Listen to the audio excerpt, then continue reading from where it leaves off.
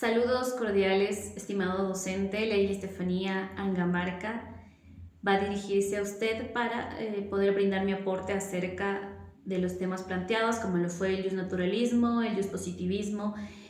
alguna característica y diferencia, y contestar a la interrogante de si existe algún fundamento moral común para toda la humanidad. Bueno, empezando por el justnaturalismo, mencionamos que tuvo su apogeo entre el siglo XVII y siglo XVIII y pues jugó un papel muy importante dentro de la formación de los juristas, así como en la elaboración de los principios jurídicos dominantes para esa época. Y aunque hubieron muchos propulsores del justnaturalismo, hubo uno que se destacó por las dos tesis o teorías planteadas. Este fue Carlos Nino y nos mencionaba que tiene dos tesis en la concepción del derecho natural. La primera es una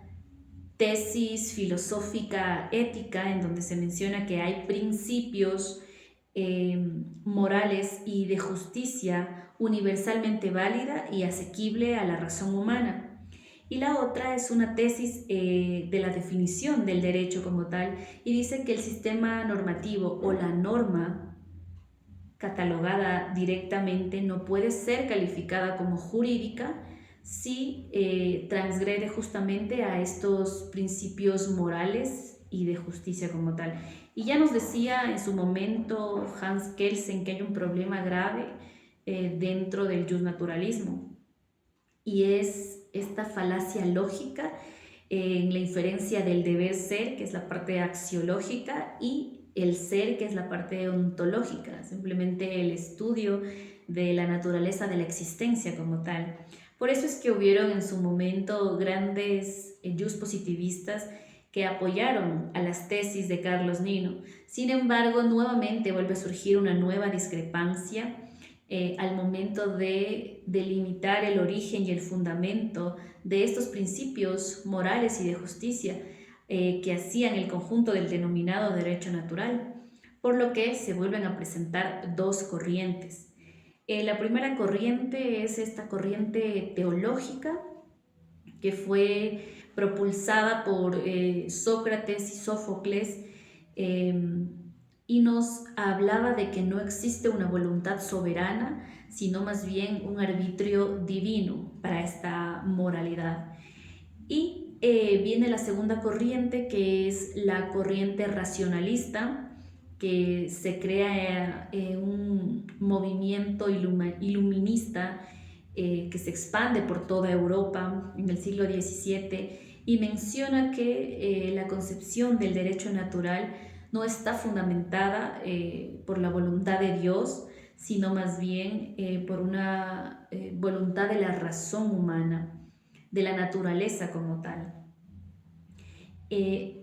Hablando del positivismo, en cambio, el positivismo como tal no es más que la expresión positiva de un conjunto de normas dictadas por el poder soberano. Y ya nos decía en su momento García Máinez que el derecho positivo, por el simple hecho de ser positivista, positivizado, es decir, que emana de un poder soberano o de la voluntad soberana, ya es justo y no es necesario una moralidad como tal. Por lo que el positivismo o el positivismo jurídico funda su validez en las reglas y en los procedimientos que propone el Estado como tal. Y también por ello es que el positivismo se dice que es un derecho formal. Es así que finalmente mencionamos la vieja contienda que existe y la gran diferencia entre el positivismo y el naturalismo, y es en que mientras el positivismo dice que existe, el naturalismo dice que existe una conexión, una relación intrínseca entre el derecho y la moral, no así el positivismo, lo niega completamente. Ahora, respondiendo a la pregunta de si existe algún fundamento común moral para toda la humanidad y adentrándonos un poco en el neoconstitucionalismo, ya lo decía en su momento Robert Alexy, que nuestra Constitución, por ejemplo, tomándola como a criterio personalísimo, claro que tiene un derecho positivo, pero también tiene unos principios de justicia que juntos convergen para poder crear lo que tenemos hoy en día y para poder así respetar los derechos fundamentales. Es por esto que si decimos que existe algún fundamento moral común, para mí serían los derechos humanos, este fundamento como tal, pues hay un respeto, una relación, una conexión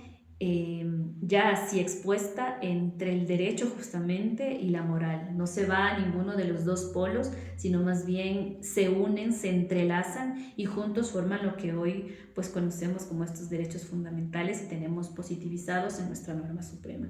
Hasta aquí mi intervención, le agradezco mucho.